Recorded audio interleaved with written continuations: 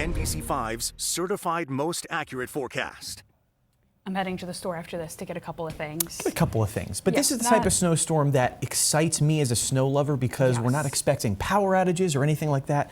And it's a fluffy snow, easy to clean up. It's going to be great for the skiers. They're gonna Whole snow industry loves it. The snowmobilers, especially, where they really rely on this type of storm for the natural snow in the woods. So it's a cold start out there. We've got no shortage of cold. Temperatures right now falling below zero, and we only get colder from here as we go into the nighttime hours. Now, dew points are about 15 to 20 below zero, so you may have noticed your lips are cracking, your throat's feeling dry. This is bone dry air, about as dry as it ever gets with an air mass around this part of the country.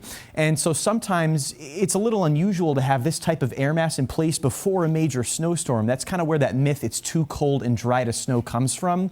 But with all of the moisture coming in from the south, we don't think it's going to be a problem. It's obviously quiet out there now on Storm Tracker, but look at this widespread area of precipitation from Oklahoma City all the way out toward the mid-Atlantic. A large area of snow just running into this frigid high pressure, and we're picking up moisture from the Gulf. Look at that south wind coming into the Gulf Coast there. So it's supplying this storm with ample moisture, which is why it's going to be able to overcome this Arctic air mass in place. So it's clear and quiet tonight. Clouds increase after midnight into Sunday morning. We may see a little poke of sun through the thinner clouds early, but clouds thicken up by lunchtime, and by noon it could already start to be snowing in parts of southern Vermont. We think 2 or 3 o'clock is when it really fills in for most of the Champlain Valley up to the Canadian border. And so by 5 or 6 o'clock, it's snowing pretty heavily across the entire region, but especially south where some of those darker blues are showing up.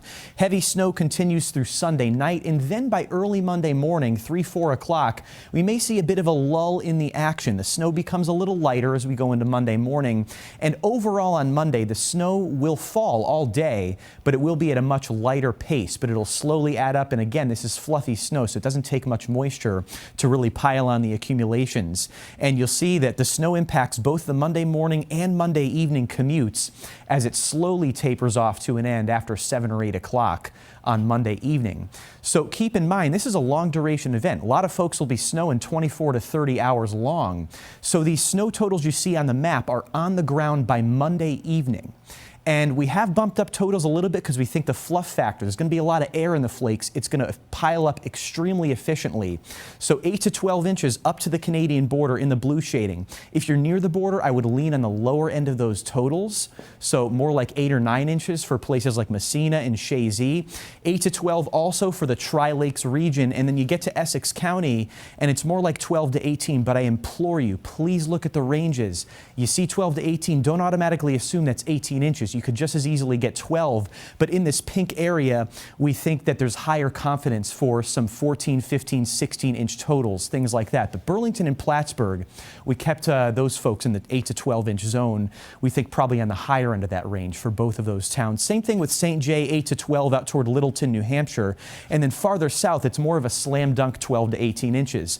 One word of caution I want to give is that Sunday night there'll be an east wind coming over the Green Mountains, sometimes along Route 7, that creates a bit of a shadowing effect. So I'd lean on the lower end of this range for, say, Rutland to Bennington, but there will be a jackpot zone from Killington to Okemo to Magic down to Mount Snow of 18 to 24 inches in this lighter pink shading. Most of I-91 from Brattleboro to Lebanon can expect 12 to 18 inches of snow on the ground by Monday evening. So the ski resorts are loving this. 12 to 18, Stowe, Mad River Glen, Sugarbush, Whiteface and Titus can expect 8 to 12.